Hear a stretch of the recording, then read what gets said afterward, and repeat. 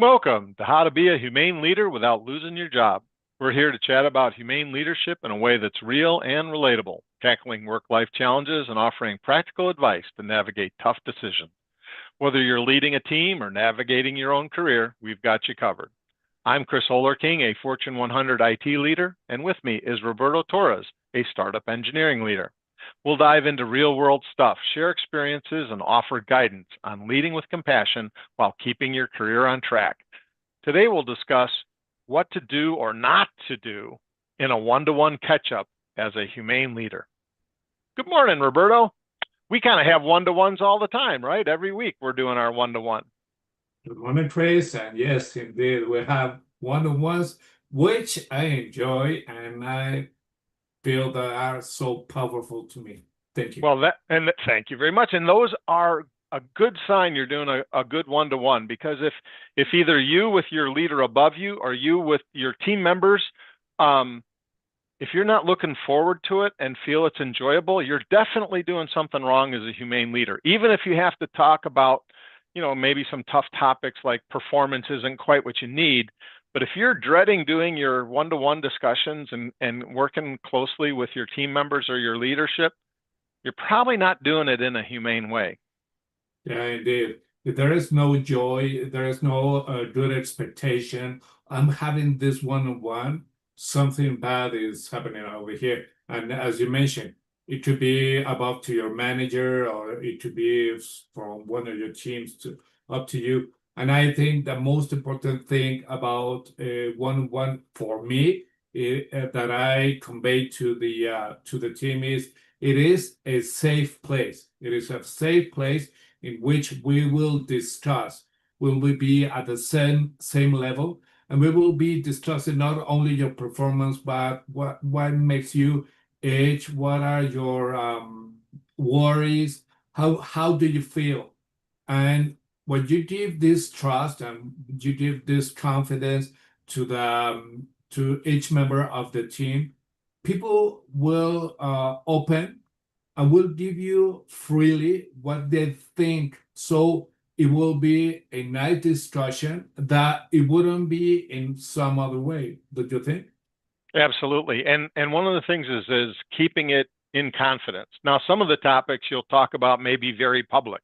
How are we doing on this project? Did so and so from marketing approve it and like it? What did they say about it? Those things might be very public, but there's certainly things you're also going to discuss in confidence. And one of the things that you absolutely cannot do in a one-to-one, right, is disclose things in confidence that you wouldn't want to go public. So I can't say, hey, Roberto, listen, Mary's got an illness, so she's not going to be able to work 5 days a week. No, no, no, no, no. If you can't say that in front of the whole team, don't say it in the one-to-one. You can't have favorites that you share secrets with, because once you start to compromise that confidence and you say something in your one-to-one about somebody else, well, your person in the one-to-one is going to be like, well, what does Roberto say about me when he's meeting with those other people? So sometimes it's about what not to do in your one-to-ones too, right? Is that, you cannot be disclosing things that you would not want to become public. You just can't. Occasionally, there are secret things you have to discuss with them. Maybe you're going to do an acquisition and you've got to discuss it with only one of the team members because you can't tell the whole team about it yet. But in general, I always tried to never discuss anything that I wouldn't be worried if, like, my meeting notes got left in the conference room all day long. Don't go down I'm going to tell these people in my team secrets, but these other people I'm not, because they're probably sharing it anyways.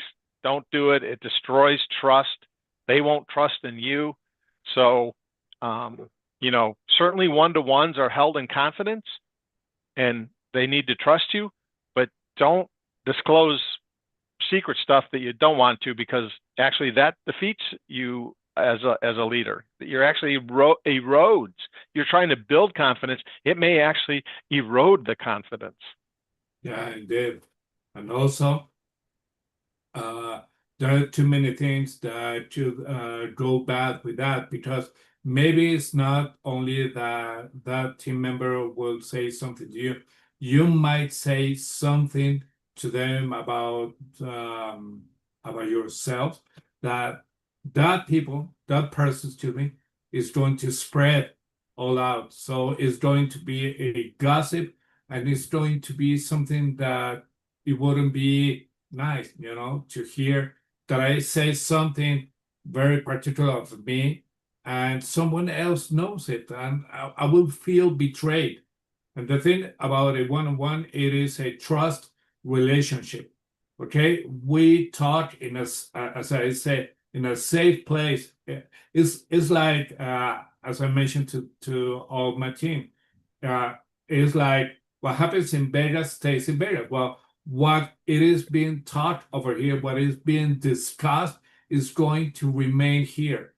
And usually, when people are used to this kind of conversations, they know what to expect, they know what to provide.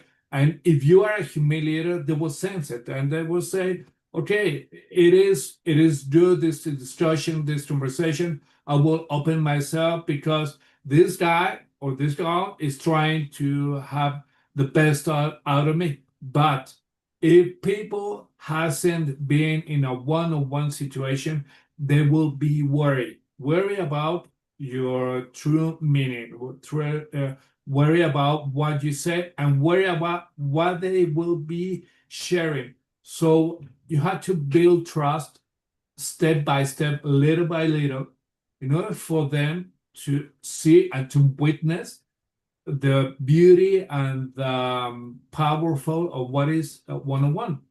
Absolutely correct. Absolutely correct. And step by step, like you said, you cannot rush these things. And some team members, it may go faster than other team members, but it is a long process of building that relationship where you can discuss difficult topics in a one-to-one. It takes some time. And I think where a lot of new leaders make the mistake, and they think that humane leadership is like treating everyone like family. And that's not the case. A humane leader teaches and works with people that we're all on the same team.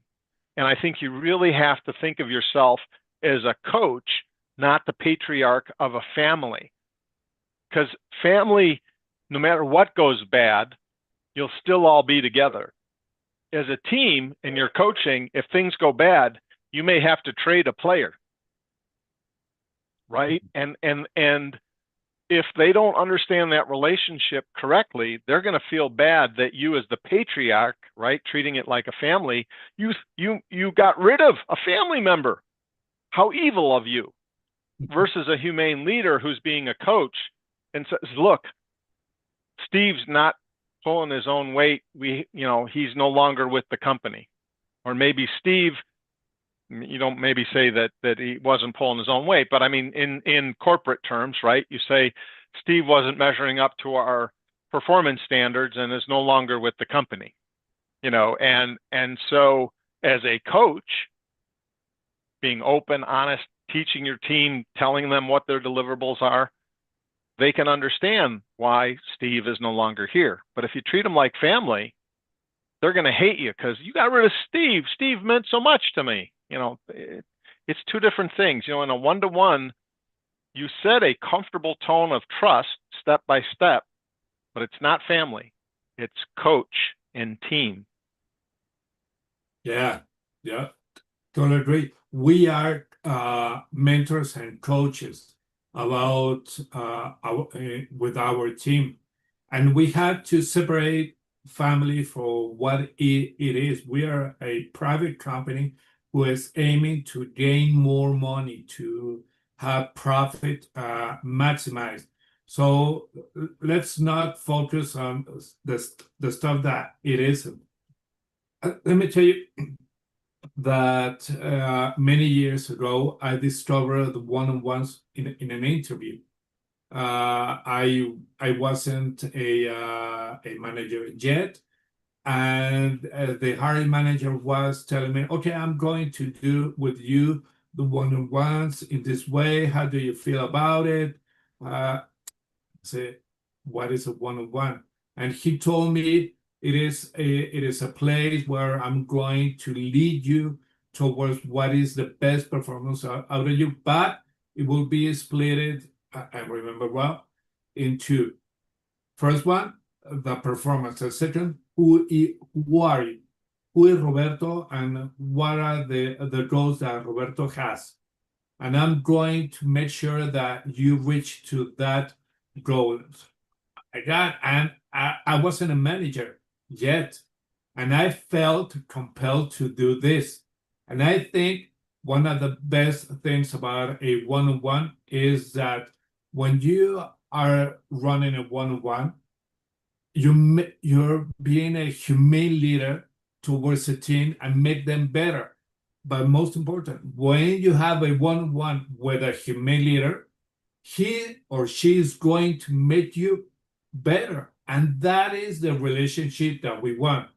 That a one-on-one has to be you're aiming to that place. I'm going to set up this path and I'm going to walk with you until you reach that goal. And that Absolutely coaching. Absolutely coaching. Yep. Yeah, indeed. But let me tell you what is not a one-on-one. A one-on-one is not a tool to nag you about something. It is not a tool to attack you of something. If you use a one-on-one to point out more errors and not solutions, is something bad, and that is not a one-on-one. That is not the foundation of one-on-one.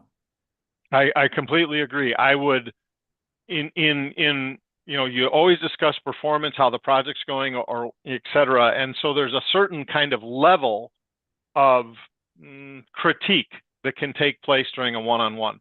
But if you're actually having serious problems, I highly recommend you schedule something separate that's not called the one-to-one, where you're specifically focusing on those performance issues in the project, in the operations, whatever the issue is. Because if you combine those two things into the one-on-one, then you get into that feeling that we talked about where you dread having the one-to-one, right? Because maybe it's your own performance is not as great. Now I dread having that one-to-one because they're going to beat me up over something.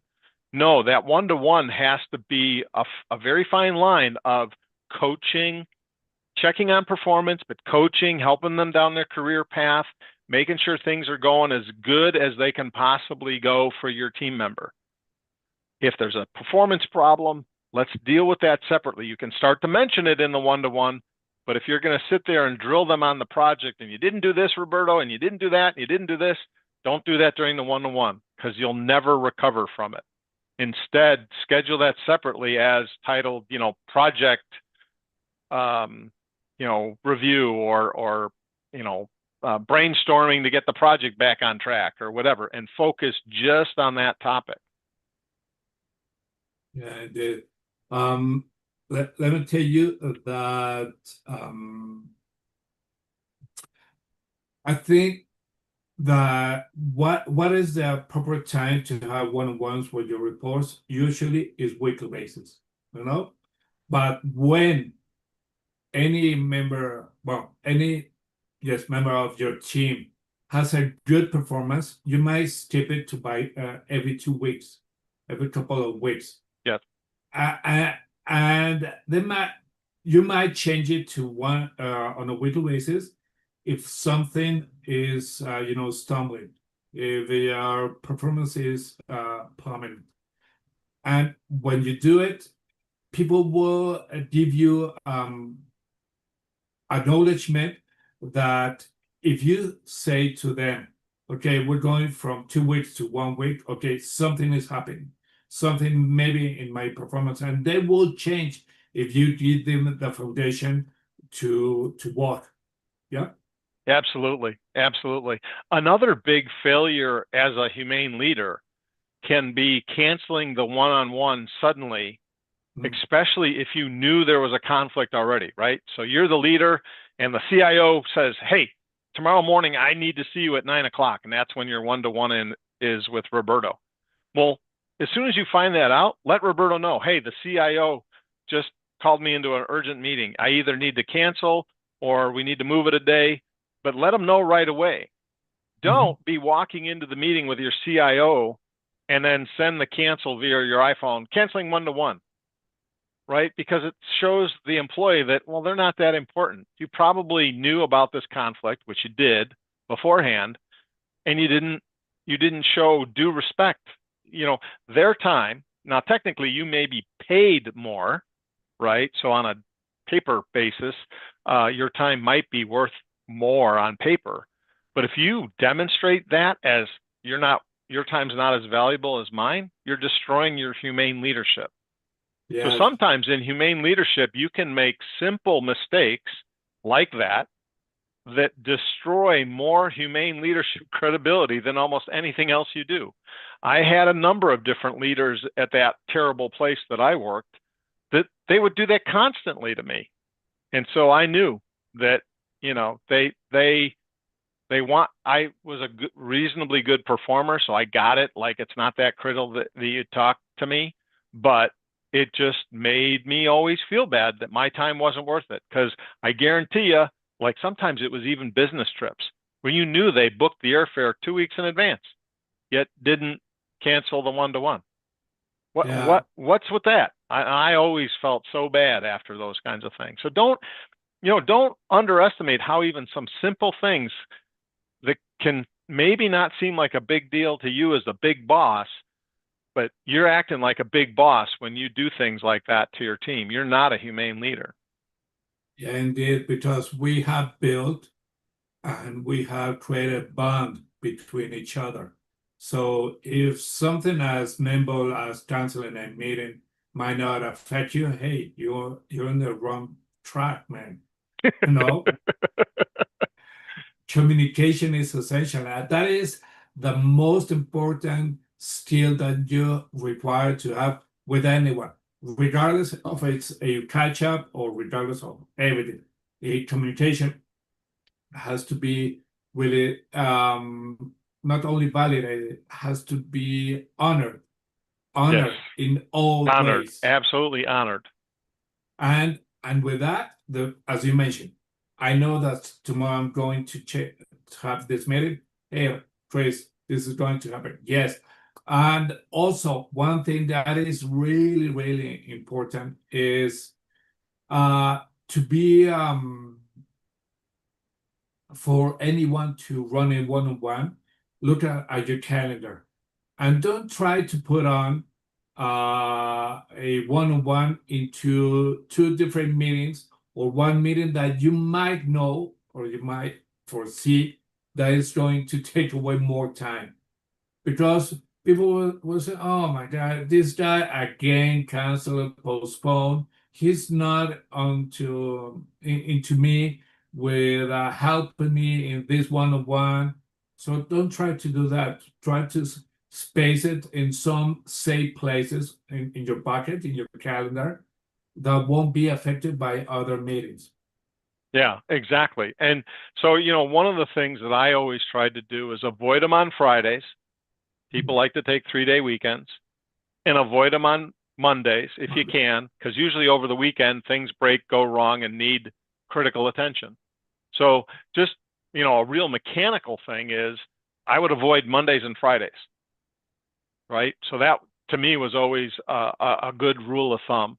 Then the other thing is just what's the culture of your company, right? So do you know that, like, a lot of the executives do a lot of their stuff in the mornings? Well, then it might be safer to have your one-to-ones in the afternoons. Or maybe it's vice versa. Something happens in the morning, but by the time it rolls down to you as a crisis, it's always after 1 p.m. Well, then maybe it's better to have the one-to-ones in the morning because the big bosses won't have heard the crisis yet. You'll have some time to talk to your team, and then all of a sudden, the big boss is going to dump on you. So, you do have to kind of adjust it, especially if you're coming to a new company. You don't know the chemistry and the flow of the days and the weeks and how things work. But usually there is a pattern. I certainly saw a pretty regular pattern in my company because we were global and across many time zones, but there were two groups of leaders on the East Coast in the Eastern time zone and on the West Coast on the Western time zone. And so in the middle of the day from a Chicago perspective, Central time zone was usually pretty open because what would happen is the executives, when they first get into the office, crisis, light a bunch of fires, call everybody, stir everybody up. Then when the second group out on the West Coast came in, they do the same thing. So you knew if you avoided those two morning times for each of those two time zones, anything in between that, you were golden. Mm, So you nice. be observant of what is the culture of the company and when do the fire drills most frequently happen? And for us, it was Fridays and Mondays and these two mornings of the two time zones. Nice. And nice tip, nice pointer. Let me give you one pointer. If you are working with the team on site, well, you have this one-on-one in your office or a meeting room. Yep. But if you're working remotely, always turn on cameras, both of them. You and the other team member. And it's really important because you will see if that person is paying attention.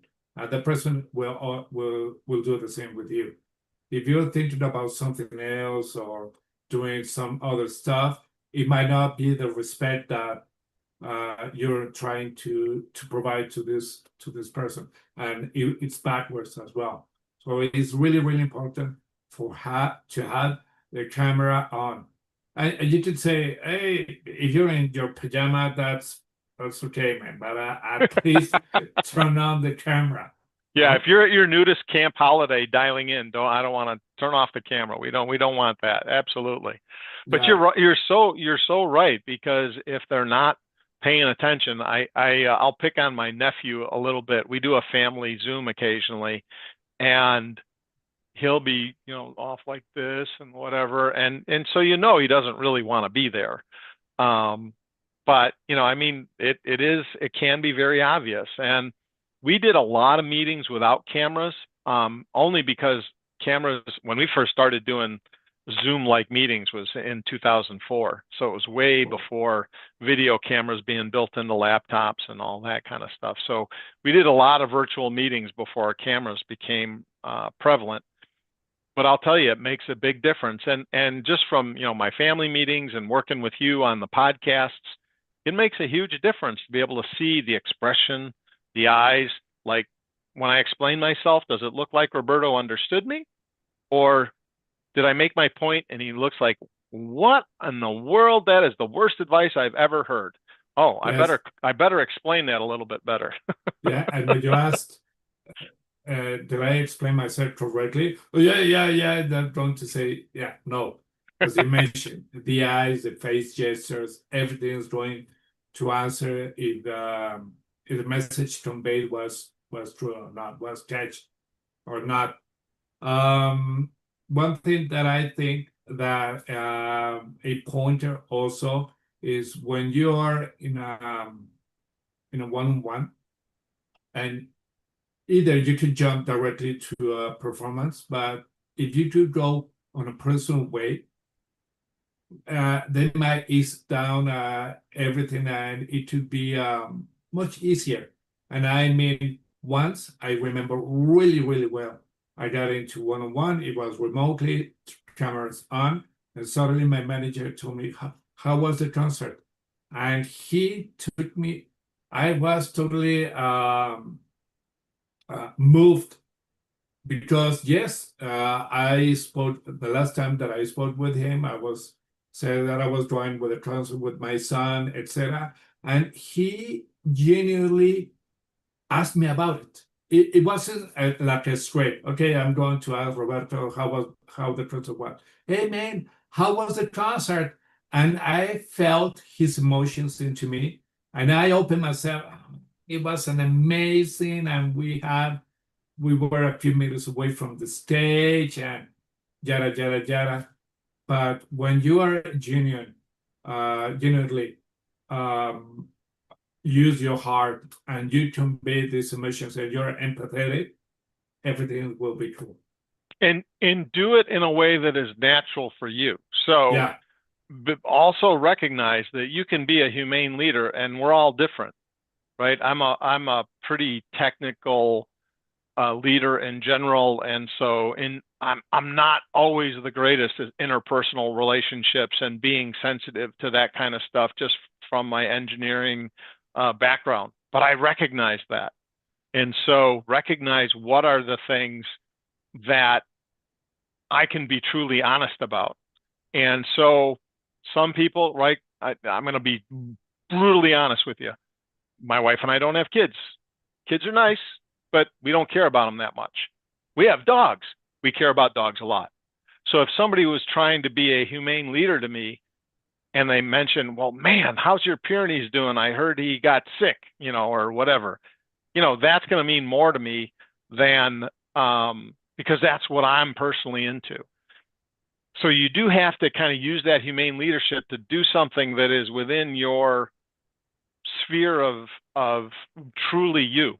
I'm much more likely to ask you about your pets than your kids. That's just the reality. But that's who I am. So I'm being real. So don't be a humane leader that's fake and ask you all about your pottery class that you went and painted pottery when you just hate that and you could care less because they'll know. So yeah, don't be a fake humane leader. Make sure you're doing it in something where perhaps you have some common interest is the way to make the humane connection, not yeah, through indeed. fake humane caring. Yeah, scripted like an actor. I care Great. about your son, I do, but I'd prefer to hear about your dog. Yeah, indeed. Well, man, before ending this episode, let me tell you that I always cherish your one-on-ones that you have with me. I always do it, and you have guided me towards what is best. You are a human leader to me. Thank you very much. Thank you very much, Roberto. I appreciate those compliments. Boy, what an ego. Oh, thank you. As it should be. It's a good time, and I hope the podcast continue to grow. I trust the same. Well, okay. Thank you, man. See you next week.